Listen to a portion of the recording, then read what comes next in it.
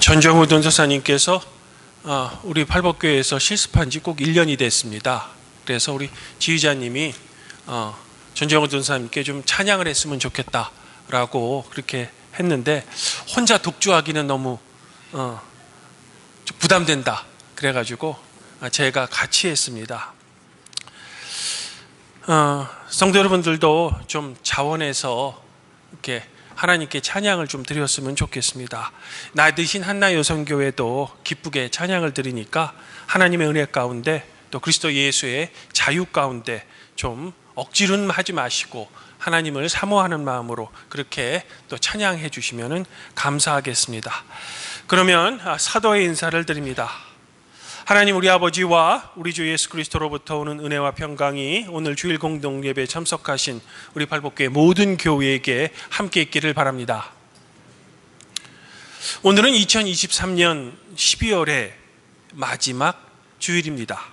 그리고 교회력으로는 성탄 후 첫째 주일이죠.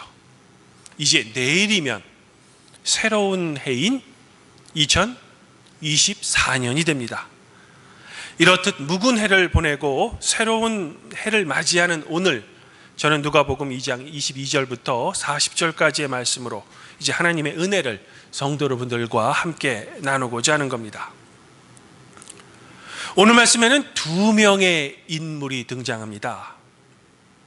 그중 첫 번째 인물은 26절에 따르면 시므온이라는 예루살렘에 사는 의롭고 경건한 노인입니다. 그런데 이 시므온은 그리스도를 보기 전까지는 죽지 아니할 것이다 라는 성령의 지시를 받았다는 겁니다. 아마 이런 이유로 시므온은 자신의 생애 어느 순간 만나게 될 그 그리스도를 누구보다도 더 간절하게 기다렸을 겁니다. 그런데 어느 날이었죠. 시므온이 성령의 감동을 받아 성전에 들어갔을 때 정결 예식대로 행하기 위해 성전에 들어오는 요셉과 마리아 그리고 아기 예수를 보게 된 겁니다. 그 순간 시므온은 이 아기 예수가 바로 자기 자신이 그렇게도 기다리던 그 그리스도라는 것을 깨달았던 겁니다. 너무 기쁜 나머지 시므온은 아기 예수를 안고 하나님께 이렇게 찬송했다는 겁니다. 주님, 이제 주님께서는 주님의 말씀을 따라 이 종을 세상에서 평안하게 떠나보내게 해주십시오. 저의 눈이 주님의 구원을 보았습니다. 주님께서는 이것을 모든 백성 앞에서 마련하셨으니 이는 이방 사람들을 비추는 빛이며 주님의 백성 이스라엘에게는 영광입니다. 바로 우리가 주일 공동 예배 때마다 부르는 시므온의 노래입니다. 그런데 우리가 이 찬양을 듣고 있노라면 시므온이 얼마나 그리스도를 기다리며 이것을 사모해 왔는지를 느낄 수 있죠. 앞서 제가 설명드린 대로 시므온은 그리스도를 보기 전까지는 결코 죽지 않을 것이다라는 성령의 지시를 받았던 겁니다. 이런 이유로 시므온은 그리스도를 만나는 것을 언제나 자신의 생애에서 학수고대하며 기다렸을 것입니다. 하지만 무슨 일인지 시간이 흐르고 세월이 흘러서 이제 자신의 육체의 몸은 점점 늙어가지만 성령께서 만나게 될 것이라고 예언했던 그리스도를 만나지 못했던 거죠. 어쩌면 늙은 시므온은 성령이 예언한 그리스도를 만나는 소망을 자신의 삶에서 포기했을 수도 있었을 것 같습니다. 그런데 지금 자신의 눈앞에 그리스도인 아기 예수를 하나님의 성전에서 드디어 마주친 겁니다. 시므온은 얼마나 기뻤던지 부모님의 허락을 받았든지 아니면 그저 부모로부터 아기 예수를 빼앗듯이 가로챘는지 아기 예수를 자신의 품에 안고 감사의 찬송을 자신도 모르게 하나님께 드렸던 거죠. 자신의 생애에서 그토록이나 간절한 소망이 드디어 이루어졌던 겁니다. 이제 오늘 말씀에 등장하는 두 번째 인물은 아셀 지파 바누엘의 딸 안나라는 여선지자입니다. 그녀의 젊은 시절 과부가 되었지만 성전을 떠나지 않고 주야로 금식하며 기도로 하나님을 섬기다가 어느덧 이제는 84세가 된 노인이었던 겁니다. 그런데 그녀 또한 시므온처럼 정결 예식을 하러 온 아기 예수를 보게 된 겁니다. 이에 그녀는 너무나도 기뻐서 예루살렘의 구원을 소망하는 모든 사람에게 이 아기 예수에 대해 선포했다는 겁니다. 여기서 그녀가 아셀 지파라는 점은 북쪽 지파 출신이라는 것을 가리키는 것으로 예수 그리스도의 탄생은 그저 남한국 유다 지파에만 미치는 것이 아니라 북왕국 역시 하나님의 백성 전체에 임하고 있는 구원의 역사를 대면하고 있음을 우리에게 알려주는 거죠. 그리고 바누엘이라는 이름의 의미는 바로 하나님의 얼굴이란 뜻입니다. 즉 그녀는 바누엘이라는 이름의 뜻처럼 아기 예수를 만남으로써 비로소 하나님의 얼굴을 직접 대면했던 겁니다. 성도 여러분, 근데 저는 오늘 말씀을 묵상하면서 오늘 말씀의 이 두 명의 인물에게서 한 가지 공통점이 보입니다. 그러면 그 공통점은 과연 무엇일까? 두 명 모두 나이가 많았다는 점? 이 점 또한 옳습니다. 그러나 제가 눈여겨본 공통점은 바로 이 두 명의 인물 모두 자신의 온 생애를 통해 한 가지 소망을 품고 살았다는 겁니다. 그리고 그 소망이란 바로 이스라엘이 그렇게도 기다리던 그리스도를 보게 될 것이다 라는 소망이었다는 겁니다. 그리고 마침내 그 소망이 이루어졌다는 겁니다. 아마 이 두 사람은 이 때문에 평안하게 주님의 부르심을 받았을 것 같습니다. 사랑하는 성도 여러분, 그러면 우리가 이 세상을 살 때 이 두 사람처럼 자신의 온 생애를 통해 어떤 한 소망을 마음에 품고 산다는 것은 우리의 삶에 과연 어떤 의미를 주고 있을까요? 아마 여기 계신 성도 여러분들은 12개월 전인 2023년 새해가 밝았을 때 하나님께 또한 자기 자신에게 소망했던 일들이 분명 있었을 겁니다. 그리고 이것을 위해 올 한 해 동안 열심히 그리고 부단히 노력하셨을 겁니다. 이런 성도들의 소망 중에는 아마 이미 성취된 것도 있을 것이고 아직 진행 중인 소망도 있을 겁니다. 또한 아예 힘이 들어서 시작도 못한 소망도 있을 것이죠. 그럼에도 우리에게 소망이란 고난하고 힘든 우리의 삶을 계속 살아갈 수 있게 하는 우리 삶의 원동력이 되고 있는 겁니다. 우리가 창세기를 읽다 보면 하나님께서는 어느 날 아브라함을 찾아오셔서 아브라함에게 땅을 주고 아들을 주어 큰 민족을 이루게 할 것이라는 축복의 언약을 하셨습니다. 그리고 아브라함은 이후로부터 하나님의 이 언약을 굳게 믿으며 그의 삶을 살아냈습니다. 그러나 그의 생애에서 하나님께서 이루어진 약속은 땅도 아니고 큰 민족도 아닙니다. 그저 외아들 이삭만 주셨습니다.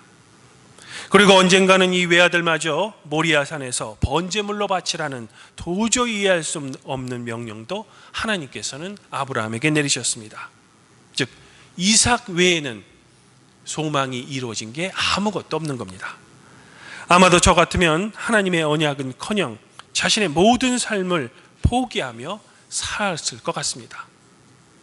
그럼에도 아브라함은 때로는 낙심하고 또한 좌절할지라도 하나님의 언약과 그 언약에 따른 소망을 바라보며 가나안 땅에 막벨라 굴을 아주 비싼 돈을 주고 구입했습니다. 물을 길 때 처음에 사용하는 마중물처럼 말입니다. 그리고 그곳에 사라뿐만 아니라 자기 자신도 묻혔죠. 아마 노쇠한 아브라함이 죽을 때까지 그의 마음 한편에 품은 소망은 어느 날 문득 자기를 찾아와 축복의 선언을 하신 하나님의 언약이었을 겁니다. 그리고 그 소망은 자기 자신뿐만 아니라 온 인류를 구원하고자 하시는 하나님 당신의 소망이기도 하셨죠. 그리고 그 소망을 오늘 복음서 말씀에 시므온과 안나가 이 땅에 아기 예수의 탄생으로 성취되었음을 보고 매우 기뻐했던 겁니다. 내년 2024년은 이제 팔복교회 창립 26주년이 됩니다. 그리고 몇 년 후가 더 흐르면 창립 30주년을 맞이하게 되겠죠. 이런 시기에 이 팔복교회를 통한 저의 소망 몇 가지를 지금 성도 여러분들과 함께 올해 마지막 주일에 좀 나누고 싶습니다. 왜냐하면 저의 소망을 팔복교회 성도들과 공유하며 이 소망에 성도 여러분들이 동참하기를 희망하기 때문이죠. 가장 첫 번째는 우리 팔복교회 역사를 좀 뒤돌아보며 그동안의 사역을 중간 점검하고 좀 역사 자료를 정리하고 싶습니다. 그래서 최종적으로는 창립 30주년이 되는 2028년에는 팔복교회 창립 30주년사라는 책을 좀 출간하고 싶습니다. 왜냐하면 현대의 유명한 역사가인 이에치 카의 말대로 역사란 과거와 현재의 대화이기 때문입니다. 그리고 이런 대화를 통해 우리 팔복교회의 과거를 한번 정리하고 또 새로운 미래를 계획하고 싶기 때문입니다. 이제 저의 두 번째 소망은 팔복교회가 루터교 한국선교 40주년을 기념해서 세운 40주년 기념교회답게 하나님의 선교 사업을 계속 감당해내는 거죠. 물론 이런 팔복교회 선교 사업은 현재는 진행 중이기도 합니다. 하지만 계속해서 그 지평을 넓혀가고 싶은 겁니다. 이를 구체적으로 설명드리면은 첫째는 사회 선교 사업으로 이 성갈동 지역의 어려운 이웃들을 우리가 돌보고 또한 도와주는 그런 사업입니다. 그리고 둘째로는 이제 곧 인류에게 닥칠 기후 위기를 맞이해서 준비해야 할 일종의 환경 선교 사업입니다. 물론 이 사업은 우리 교회로서는 아직 초보 단계로 앞으로 그 영역을 넓혀야 할 거죠. 그리고 제가 소망하기에는 루터대학교와 좀 협의해서 이 건물 안에 태양광 발전기 등 기후 위기를 대비한 여러 가지 것들을 함께 했으면 좋겠습니다. 이제 마지막 세 번째로는 그래도 한 교단의 신학의 상징인 루터대학교 내에 위치한 교회인 만큼 이 한국교회의 루터 신학을 소개하는 역할을 좀 우리 교회가 감당했으면 좋겠습니다. 예를 들면 우리 루터대학교 내에 루터 연구소가 있는데 어려운 재정으로 인해 활동이 거의 미비합니다. 바라기는 우리 팔복교회가 이 루터교회를, 루터 연구소를 좀 후원해서 루터 신학을 발전시켜서 이 땅에 루터 신학을 좀 소개하는 그런 역할을 했으면 좋겠습니다. 물론 이런 소망을 위해서 가장 먼저 우리 팔복교회가 재정적으로도 안정되고 또한 부흥 발전되어야겠죠. 지금까지 말씀드린 이 세 가지가 제가 담임 목사로서 이 팔복교회를 통해 이루고자 하는 저의 소망인 겁니다. 주님 안에서 한 형제 자매인 팔복교회 성도 여러분, 아브라함이 그러했듯이 오늘 시몬과 안나가 그러했듯이 또한 제 인생이 그러했듯이 이처럼 소망은 어렵고 힘들 때마다 우리에게 희망을 주며 하나님의 언약을 기억나게 하며 우리가 길을 잃고 방황할 때 그래도 우리가 가야 할 길을 계속 보여주고 있는 겁니다. 이런 의미에서 우리 그리스도인들은 결코 우리의 희망과 소망을 포기하지 말아야 하는 겁니다. 비록 세상의 거대한 악과 엄청난 고난이 우리를 집어삼킬 듯 우리를 괴롭히더라도 말입니다. 그래서 사도 바울은 로마 교회에게 보내는 편지에서 환난은 인내를, 인내는 연단을, 연단은 소망을 이루게 할 것이다 라고 선포했던 겁니다. 오늘 이사야 선지자는 하나님을 믿는 당신의 백성에게 이런 선포를 합니다.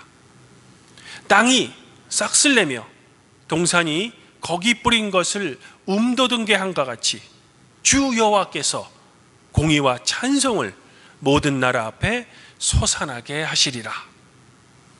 이런 이사야 선지자의 소망처럼 우리 팔복교회가 이 상갈동 지역에 주 여호와의 공의와 찬송을 이 지역사회에 솟아나게 하는 큰 영향력 있는 지역교회가 되기를 저는 오늘 성도 여러분들과 함께 소망해 보고 싶습니다.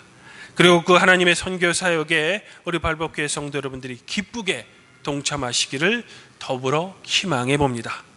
우리가 그러할 때 모든 생사화복을 주관하시는 사랑의 성삼위 하나님께서 성도 여러분들 각자와 가족 구성원 모두에게 하나님의 놀라운 지혜와 크나큰 은총을 내려주시어 성도 여러분들이 바라는 간구와 소망을 내년에는 그리스도 예수 안에서 반드시 이루어 주시기를 성과 성령과 함께 늘 우리를 지키시고 돌보시는 성자 우리 주 예수 그리스도 이름으로 간절히 축원드립니다. 그리하면 모든 지각에 뛰어나신 하나님의 평강이 그리스도 예수 안에서 성도 여러분들의 마음과 생각을 지켜주실 것입니다.